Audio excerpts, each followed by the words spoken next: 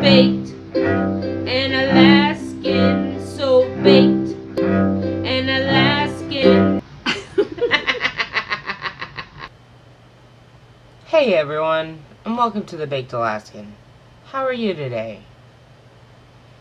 I have hurt my back again, and I'm in a lot of pain, but I'm managing. I'm in a good headspace, and I have just a few things to talk about today on MS Monday, and then I'll be laying back down. But today on MS Monday, we are talking about the spoon theory. If you don't know what spoon theory is, it was coined by, what's her name? Christine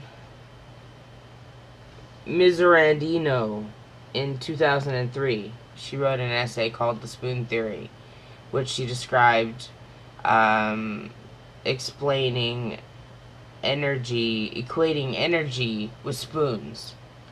She took spoons at a restaurant off the nearby tables and handed them to her friend.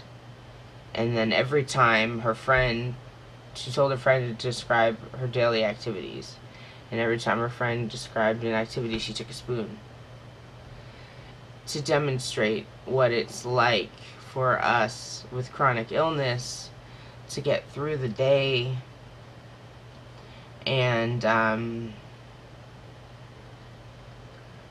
what it takes to how much energy it really takes to function that normies don't understand. So, my thing went away. I wanted to read you the definition of spoon theory, and then we'll talk about it, and I'll show you a diagram, maybe even, to give you a better idea. So, the spoon theory is a disability metaphor used to explain the reduced amount of energy available for activities of living and productive tasks that may result from chronic disability or illness. Spoons are a visual representation used as a unit of measure in order to quantify how much energy a person has throughout the given day. Each activity requires a given number of spoons, which will only be replaced as the person recharges through rest. A person who runs out of spoons has no choice to rest until their spoons are replenished.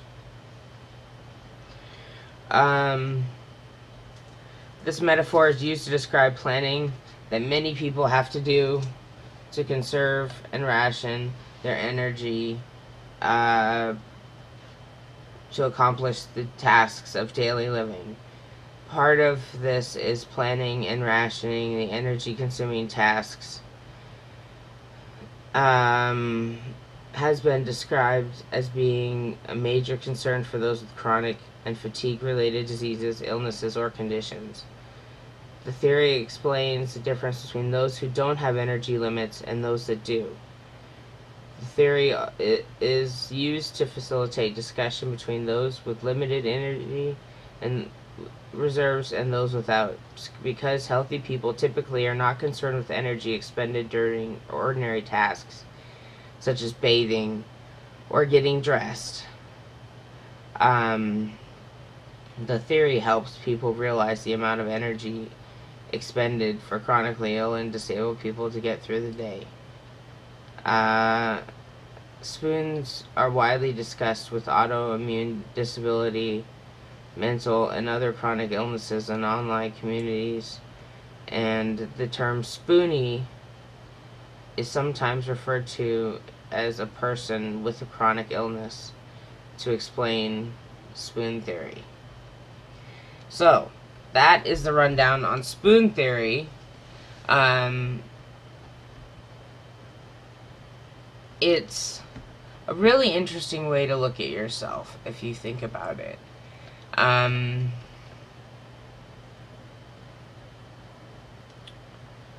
Not having enough spoons, for me, some days I just I can't bathe. It's either get out of bed or take a shower. It's not get out of bed and take a shower. And sometimes it's mental and sometimes it's physical. With me, it's bipolar. With me, it's MS. It's difficult. And I'm sure a lot of you can relate. And if you haven't heard of the spoon theory, I really hope it helps you understand your own disability a little bit more, and maybe even your friends and family, if you need help explaining to them, if they're not really empathetic to your situation, maybe this will help you. So let's look at this. Let's look at some of these images of spoon theory. Dum.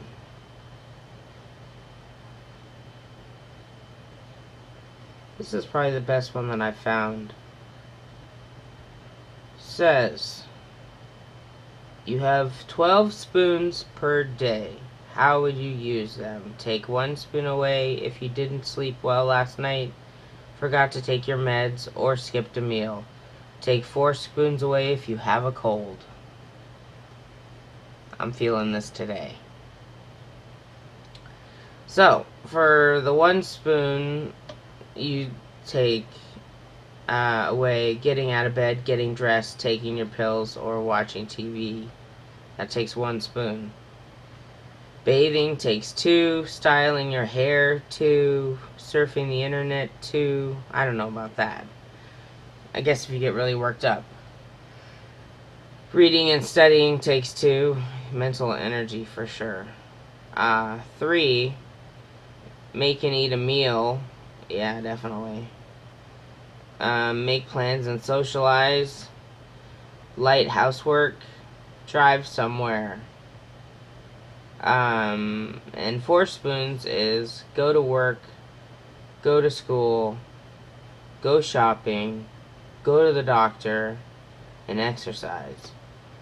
See, for me, I would switch that around. I think that housework is 4, go to the doctor is, 3 maybe.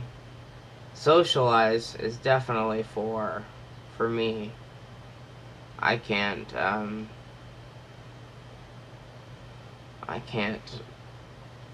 do that on a normal basis, a normal day. And that's what we have. So I hope that helps you put your illness into perspective, for you, and also for your family or your friends or people that are having trouble understanding what it's like to have an illness. Understanding that some days you can't get out of bed, or if you do get out of bed, you can't be bothered to brush your hair or get out of your PJs. Some days you're in too much pain to worry about that. Some days you're in too much mental anguish. Some days you're just too tired. And that is okay. Really, it's fine. There's nothing that's wrong with that. Taking care of yourself, conserving your spoons, that is valid. And don't let anybody tell you it's not.